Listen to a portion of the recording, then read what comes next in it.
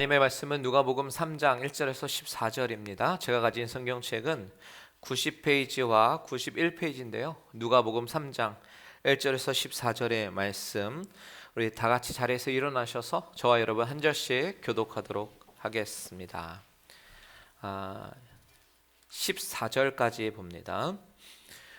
디베료 황제가 통치한 지 15해 곧 본디오 빌라도가 유대의 총독으로 헤롯이 갈릴리의 분봉왕으로 그 동생 빌립이 이두레와 드라고닛 지방의 분봉왕으로 루사니아가 아빌레네의 분봉왕으로 안나스와 가야바가 그리스도로 있을 때에 하나님의 말씀이 빈들에서 사가랴의 아들 요한에게 임한지라. 요한이 요단강 북은 각처에 와서 죄 사함을 받게 하는 회개의 세례를 전파하니 선지자 이사야의 증인과 광야에서 외치는 자의 소리가 이르되 너희는 주의 길을 준비하라 그의 오실 길을 곱게 하라. 모든 골짜기가 메워지고 모든 산과 작은 산이 낮아지고 굽은 것이 곧아지고 험한 길이 평탄하여질 것이요 모든 육체가 하나님의 구원하심을 보리라 함과 같으니라. 요한이 세례를 받으러 나오는 무리에게 이르되 독사의 자식들아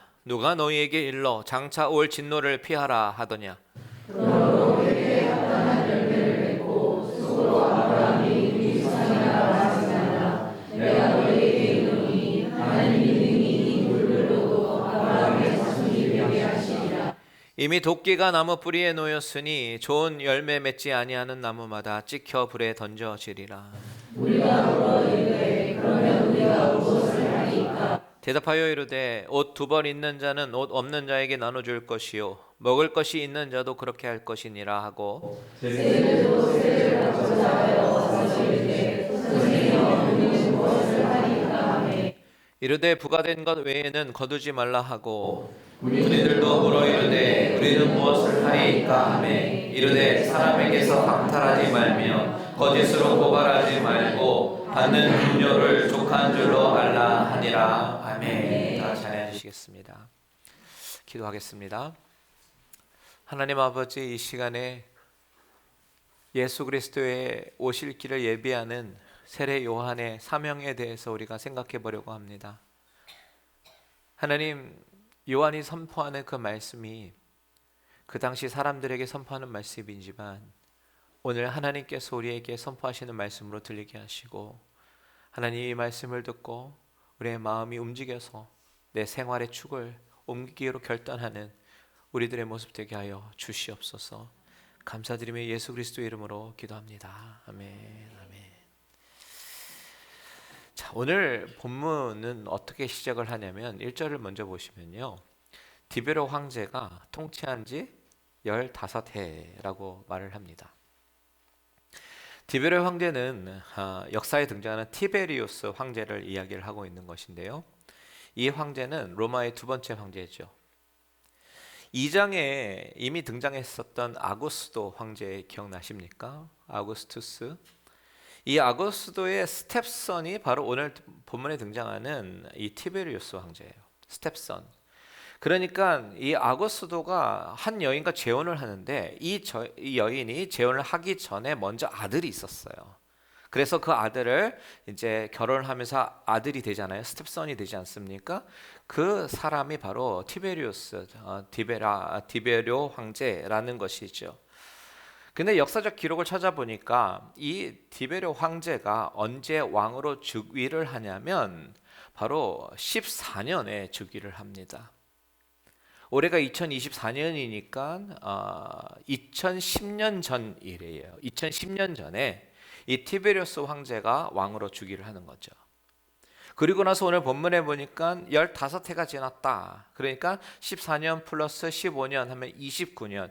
즉 주후 29년의 일을 오늘 본문은 증거하고 있다라는 그런 이야기입니다. 제가 전에도 말씀드렸지만 이 의사 누가는 굉장히 디테일하게 적지요. 누가, 언제, 어떻게 이렇게 디테일하게 적습니다. 그 이유는 뭐예요? 이 성경에 있는 사실이 때로는 믿어지기 힘든 그런 일들도 기록하고 있지만 이 모든 것이 사실이다라는 것을 증명하기 위해서 그렇게 적어놓죠. 자, 그 가운데 오늘 2절 중반에 보면 하나님의 말씀이 빈들의 사갈의 아들 요한에게 임한지라라고 이야기합니다. 이 빈들의 요한에게 하나님의 말씀이 임했던 그 시기가 어떤 시기냐? 1절과 2절에 보면 사람들의 7명의 이름이 계속 나와요. 그렇죠? 우리가 발음하기도 힘든 7명의 이름이 나오는데 그 중에 5명은 정치인이고 2명은 종교인입니다. 정치인들의 이름을 보십시오.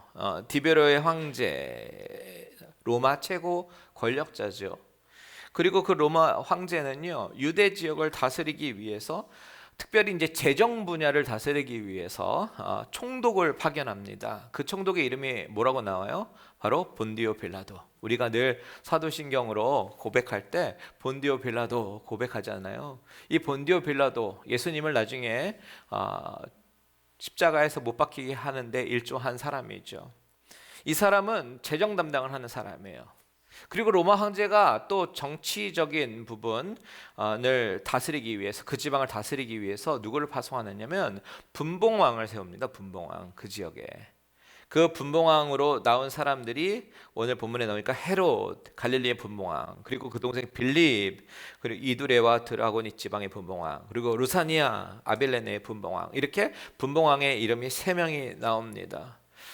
이 유대 지방은요, 로마가 다스리는 다른 지역과는 좀 달라요. 좀 특이합니다. 왜냐하면 이 유대 사람들의 그 민족적 특성 때문에 그래요. 이 사람들은 어떤 사람이냐? 유일신을 섬기는 사상으로, 유일신 사상으로 팽배해져 있다 보니까 그 유일신앙을 인정하지 않으면 그 나라가 얼마나 강하든지 상관없이 다 저항하는 그런 특징을 가지고 있습니다. 그런 유대 민족의 특징을 너무나도 잘 알기 때문에 그런 유대인들을 효과적으로 다스리기 위해서 로마 황제는 같은 혈통으로 보이는 이두메인들을 분봉왕으로 세우는 겁니다. 그 지역에 분봉왕으로 세우는 거죠. 그래서 오늘 본문에 나오는 헤롯, 빌립 다 이두메인들입니다. 자, 이두메인들에 대해서 다시 한번 제가 설명해 드리면요.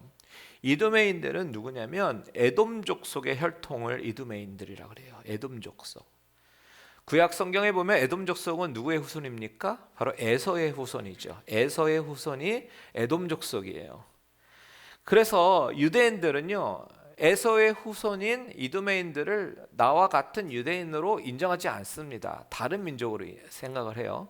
배척을 한다는 얘기죠. 그런데 로마 황제가 봤을 때는 그 뿌리로 거슬러 올라가니까 뭐 같은 혈통 아니냐. 그래서 유대인들에게 같은 혈통으로 보이는 이두메인들을 분봉왕으로 세우는 그런 것이죠. 그리고 또한 그들의 유일신앙을 인정하지 않으면 저항하기 때문에 대제사장을 인정합니다. 그래서 오늘 2절에 보시면 당시 대제사장이 언급이 되죠. 이름이 누구예요? 안나스와 가야바. 그런데 여러분 좀 이상하지 않습니까? 보통 대제사장은 몇 명이어야 되는 거예요? 1명이어야 됩니다. 그런데 오늘 본문에 보니까 대제사장이 2명으로 나오잖아요. 그 이유가 뭐냐면 안나스는 은퇴한 대제사장이고 가야바는 현직 대제사장인 거예요. 그런데 문제는 뭐냐면 이 안나스가 별로 은퇴하고 싶지 않은 겁니다. 나이가 찼는데도 불구하고 별로 은퇴하고 싶지 않았어요. 그래서 자신의 권력을 유지하고 싶으니까 이 대제사장직을 사위에게 물려주는 겁니다. 그 사위가 바로 가야바입니다. 결국 대물림한 세습적 구조였던 거예요. 그래서 안나스는 겉으로는 은퇴를 했지만 실제적인 실세로서 유대 종교계를 쥐락펴락했던 그런 나쁜 사람이죠. 이 안나스가 요한복음에 보면 예수님을 먼저 자기 뜰에다가 불러다가 신문을 합니다. 그리고 나서 가야바의 법정으로 보내는 장면이 나오는데 그만큼 이 안나스는 실제적으로 대제사장적인 권위를 누리고 있는 부패한 인물이다라는 사실이죠. 이것을 잠깐 바라보면서 우리가 생각해 볼 수 있는 것은 종교계의 세습적 권력 구조가 얼마나 종교계를 부패하게 만드는지 우리는 역사를 통해서도 잘 보고 오늘날 우리의 교훈으로 삼아야 된다라는 사실이죠. 어쨌든 이렇게 누가는요, 오늘 본문의 시대적인 배경을 1절과 2절에 걸쳐서 자세하게 설명해요. 그것을 통해서 전달하고 싶은 것이 있기 때문입니다. 그것이 뭐냐면 이 당시의 시대적 상황이 이렇게 정치적인 권력과 종교적인 권력이 서로 이익을 위해서 추구하던 탐욕적인 시대, 썩어빠진 시대라는 것을 알리기 위해서입니다. 이렇게 부패하고 탐욕이 가득한 이 시대적인 상황 가운데 2절 중반 이후에 보면 희망적인 메시지가 선포가 되는데, 그것이 뭐냐면 하나님의 말씀이 빈들에서 사가랴의 아들 요한에게 임하였다라는 것입니다. 여러분 잘 보십시오. 하나님의 말씀이 누구에게 임했어요? 요한에게 임했습니다. 요한. 그런데 하나님의 말씀이 원래 누구에게 임해야 되는 거예요? 성전에 있는 대제사장에게 임해야 되죠. 혹은 선지자에게 임해야 합니다. 그런데 선지자에게 말씀 안 하신 지 400년이 넘었어요. 그렇다면 하나님의 말씀은 성전에 있는 대제사장에게 말씀하셔야 되는데, 오늘 본문은 종교 지도자였던 대제사장에게 하나님께서 말씀하셨다라고 말씀하시는 것이 아니라 들판에 있는 요한에게 말씀하셨다. 들판에 있는 요한에게 하나님의 말씀이 임했다라고 말씀하고 있는 겁니다. 무슨 말이에요? 여기서 빈들이라고 하는 것은 물론 지리적인 의미도 있겠지만 영적인 의미도 있다는 사실을 우리는 기억해야 합니다. 이 빈들을 구약적인 개념으로 보면 이것은 광야를 뜻하는 거죠. 그리고 광야는 이스라엘 백성들이 훈련을 받은 곳입니다. 출애굽을 해서 어디로 가야 할지 몰라서 막막할 그때에, 무엇을 먹어야 할지, 어떻게 삶을 연명해야 될지 막막한 그때에 그들이 훈련받은 곳이 바로 광야라는 것이에요. 지금 이스라엘 영적인 상태가 어떤 상태인가? 바로 빈들의 광야와 같은 그런 상태라는 것입니다. 영적으로 듣지 못하고 선지자에게 말씀이 임하지 않고 또 귀가 어두워져서 온갖 부패한 정치인들과 종교인들이 판을 치고 있었던 그런 암울한 세상이었습니다. 여러분, 광야에 뭐 먹을 것이 있습니까? 먹을 것이 없어서 줄이고 있는 이스라엘 백성들의 모습이 바로 빈들의 모습이다라는 거예요. 그런데 그런 빈들에서 하나님의 말씀이 요한에게 임했다라고 하는 것이죠. 이 장면은요, 마치 구약 시대의 선지자들에게 임한 하나님의 말씀을 연상케 합니다. 패턴이 너무나도 똑같아요. 예레미야 1장 2절에 보면 여호와의 말씀이 예레미야에게 임하였고라고 얘기하죠. 이사야는 어떻습니까? 이사야 38장 4절에 보면 여호와의 말씀이 이사야에게 임하여 이르시되라고 이야기를 하죠. 요나서 1장 1절에도 여호와의 말씀이 아미떼의 아들 요나에게 임하니라라고 이야기합니다. 너무나도 패턴이 똑같아요. 에스겔서는 저와 여러분 같이 한번 읽어보겠습니다. 3장 22절 시작. 여호와께서 권능으로 거기서 내게 임하시고 또 내게 이르시되 일어나 들로 나아가라. 내가 거기서 너와 말하리라 하시기로. 오늘 말씀과 너무 비슷하죠. 들로 나아가라. 아무도 없는 황량한 들로 나아가서 하나님께서 음성을 들려주시는 거예요. 지금요 패턴이 너무 똑같아요. 오늘 본문 2절에서 하나님의 말씀이 빈들에서 사가랴의 아들 요한에게 임한지라라고 구약의 기록 방식을 빌어서 기록한 것은 지금 세례 요한이 구약의 선지자처럼 하나님의 말씀을 받고 사람들에게 선포하는 그런 사명을 받았다라는 것을 이야기하고 있는 것입니다. 그런데 그 하나님의 말씀, 하나님의 메시지가 어떤 메시지냐? 바로 회개의 메시지다라는 사실을 우리는 기억해야 해요. 3절 다 같이 한번 읽겠습니다. 3절 시작. 요한이 요단강 북은 각처에 와서 죄 사함을 받게 하는 회개의 세례를 전파하니. 회개의 세례를 전파한다라고 얘기합니다. 이 회개의 메시지를 전하는 것이 바로 세례 요한의 선지자적 사명이다라는 것이에요. 바로 그런 방식으로 회개를 선포하는 방식으로 예수님께서 오실 길을 예비하는 그런 것입니다. 길을 평탄하게 하는 거예요. 그래서 회개 메시지를 전하면서 안 보이던 예수님을 보이게 만드는 것, 이것이 바로 요한의 사역이다. 자, 여러분, 저는 이것을요 부흥의 관점으로 좀 해석을 했으면 좋겠어요. 부흥이 무엇입니까? 어쩌면 당시에 소망이 없던 그 시대 가운데 영적으로 말라 비틀어져서 죽어가고 있는 그런 영혼, 굶주려 있는 그런 영혼들 가운데 메시아이신 예수님께서 오셔서 풍성한 영적인 말씀의 양식을 주시는 것이 바로 부흥의 이미지일 것입니다. 예수님은요, 영육간에 병든 자를 고치십니다.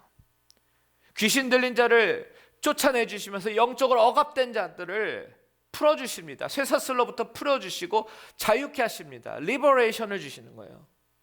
생명의 말씀이 선포가 되고 천국이 선포가 됩니다. 이것이 바로 부흥의 모습이다라는 것이죠.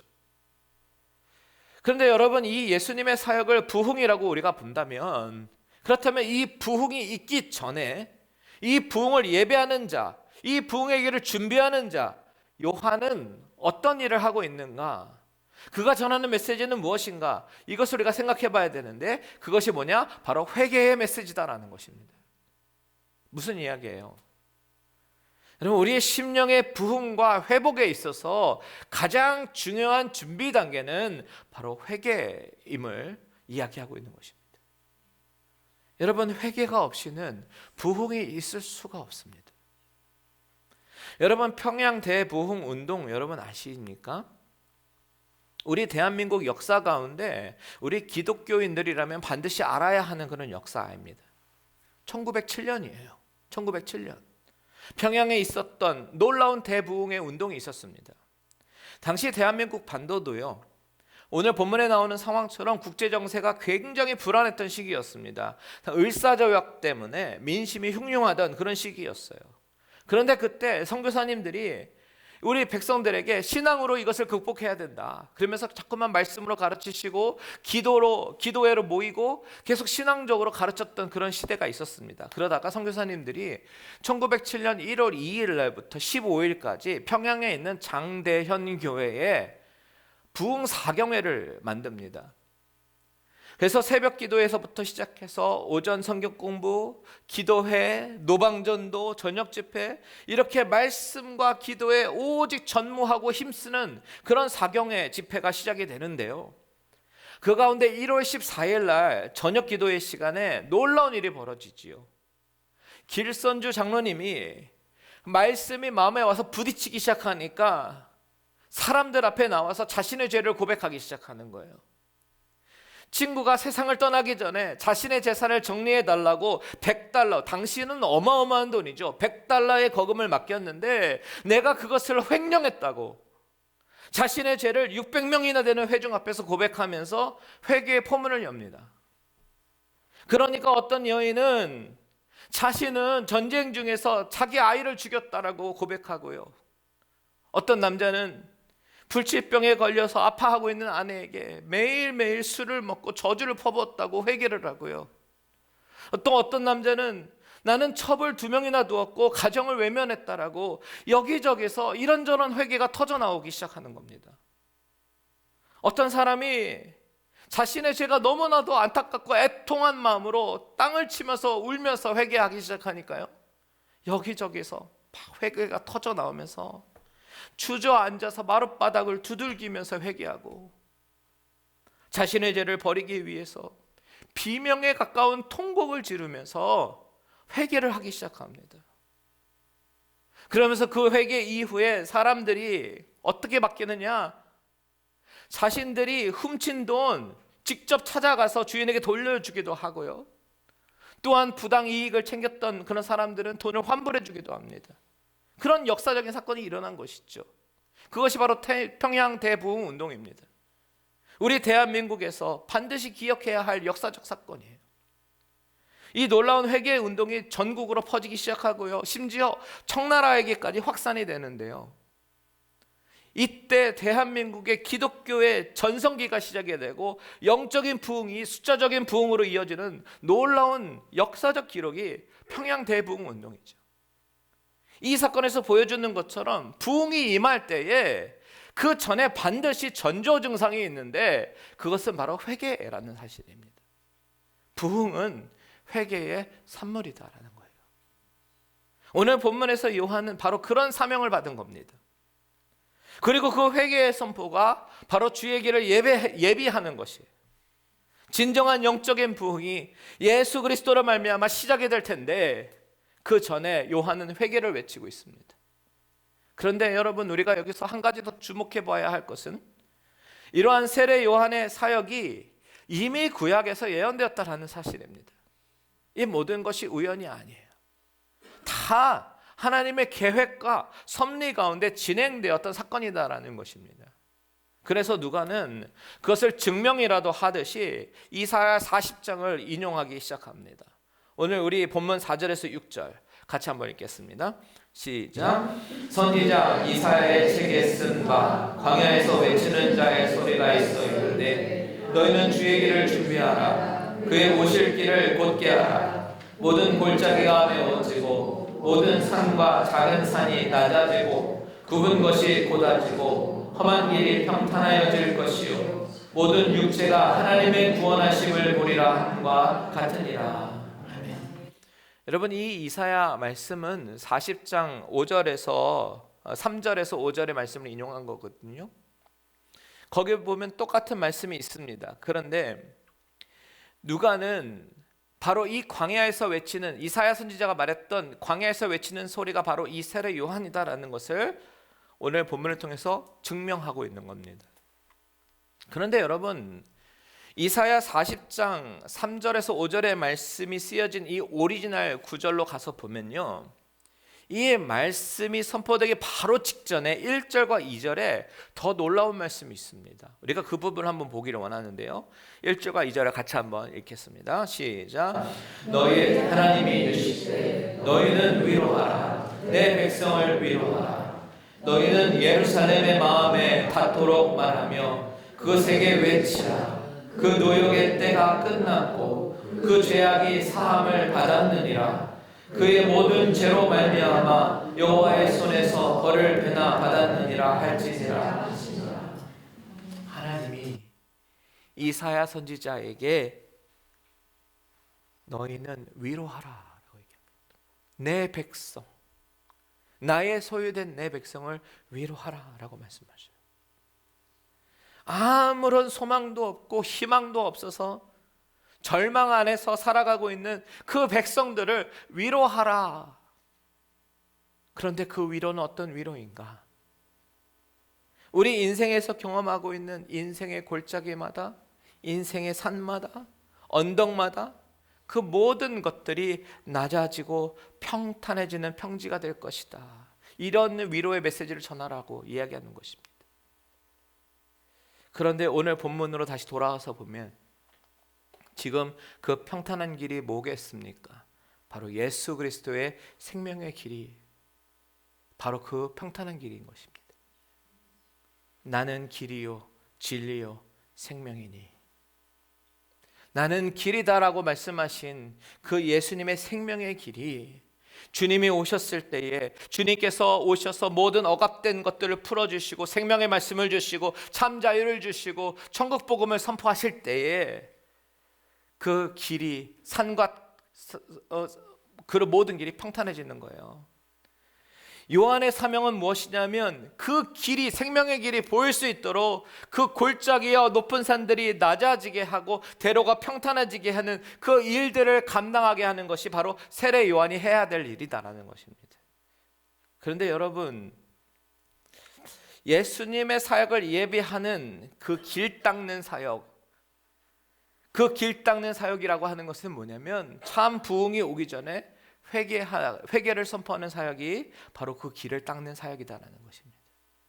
그래서 누가는 그의 설교, 세례 요한이 광야에서 외쳤던 그 짤막한 설교를 소개하고 있어요. 우리 7절에서 9절 같이 한번 읽겠습니다. 시작. 요한이 세례받으러 나오는 무리에게 이르되 독사의 자식들아, 누가 너에게 일러 장차 올 진노를 피하라 하더냐. 그러므로 회개에 합당한 열매를 맺고 속으로 아브라함이 우리 조상이라 말하지 말라. 내가 너에게 이르노니 하나님이 능히 이 돌들로도 아브라함의 자손이 되게 하시리라. 이미 도끼가 나무 뿌리에 놓였으니 좋은 열매 맺지 아니하는 나무마다 찍혀 불에 던져지리라. 여러분, 이 요한의 회개 메시지를 보세요. 너무나도 파격적인 이야기를 하죠. 독사의 자식들하라고 얘기합니다. 이 메시지를 듣고 있는 사람들이 누구입니까? 1차 청정이 누구예요? 바로 유대인들입니다. 이 유대인들 가운데서는요, 종교의 허울을 쓰고 거칠에 능한 바리새인들도 있었을 것이고 서기관들도 있었을 것입니다. 사두개인들도 있었을 거예요. 왜냐하면 이들은 자신들이 선민이라고 자부하는 사람들이죠. 그리고 자신들의 혈통에만 구원이 있다라고 생각을 합니다. 이방인에게는 구원이 없어요. 그런데 이들에게 충격적인 선언을 하는 겁니다. 당신들은 독사의 자식들이라고. 독사는 구약의 개념으로 보면 사탄을 의미합니다. 그러니까 당신들 선민이라고 생각하지만 사실은 사탄의 자식이다라고 담대하게 선포하고 있는 것이죠. 그러면서 8절에 보니까 아브라함이 우리 조상이라고 말하지 말라 이렇게 얘기합니다. 하나님은 이 돌들로도 아브라함의 자손이 되게 하신다라고 말합니다. 무슨 말이에요?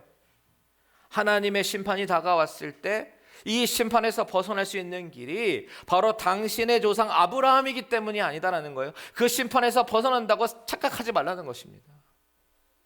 구원은 바로 그 혈통 때문에, 그 인종 때문에 이루어지는 것이 아니다. 회개에 합당한 열매를 맺어야 한다. 지금 그 심판이 이미 진행이 되어서 도끼가 나무 뿌리에 놓였다. 곧 나무가 쓰러진다. 그 직전이니까 경각심을 가지고 회개하라. 이렇게 선포하는 것입니다. 여러분, 우리가 이 요한의 메시지를 잘 들어야 됩니다. 오늘 하나님이 우리에게 주시는 메시지입니다. 여러분, 내가 신앙의 4대째라고 저절로 천국에 갑니까? 우리 가족 중에 목사가 있다고, 선교사가 있다고 해서 제가 저절로 구원을 받습니까? 아닙니다. 구원은 혈통으로 주어지는 것이 아니에요. 구원은 철저하게 내가 하나님 앞에 내가 죄인됨을 깨닫고 인정하는 그 순간 거듭남으로 주어지는 것이 바로 구원입니다. 아무리 말씀 많이 들어도 마음에 요동침이 없고 부딪힘이 없다면 심각한 영적인 동맥경화증에 걸린 거예요. 본문의 무리들과 똑같습니다. 어려서부터 자라온 환경이 기독교 집안이었기 때문에 내가 구원을 받는다, 이런 착각하지 마십시오. 지금 요한이 그런 메시지를 전하고 있는 거예요. 사랑하는 여러분, 이 메시지를 듣고 우리도 열매 맺지 못하고 있는 우리의 삶의 자리에 대해서 진정으로 회개를 해야 되는 것입니다. 반드시 고쳐져야 합니다. 회개가 없는 인생은 불쌍한 인생이에요. 오늘 저와 여러분 가운데 내 삶을 정직하게 바라보면서 하나님 앞에 회개하며 나아가시기를 주님의 이름으로 축원드립니다. 오늘 본문에서 요한의 메시지를 듣고 사람들이 어떻게 반응합니까? 10절에서 14절 같이 있습니다. 시작. 무리가 물어 이르되 그러면 우리가 무엇을 하리이까? 대답하여 이르되 옷 두 벌 있는 자는 옷 없는 자에게 나눠줄 것이요 먹을 것이 있는 자도 그렇게 할 것이니라 하고, 세리들도 세례를 받고자 하여 와서 이르되 선생이여 우리는 무엇을 하리이까 하매 이르되 부과된 것 외에는 거두지 말라 하고, 군인들도 물어 이르되 우리는 무엇을 하리이까 하매 이르되 사람에게서 강탈하지 말며 거짓으로 고발하지 말고 받는 금료를 족한 줄로 알라 하니라.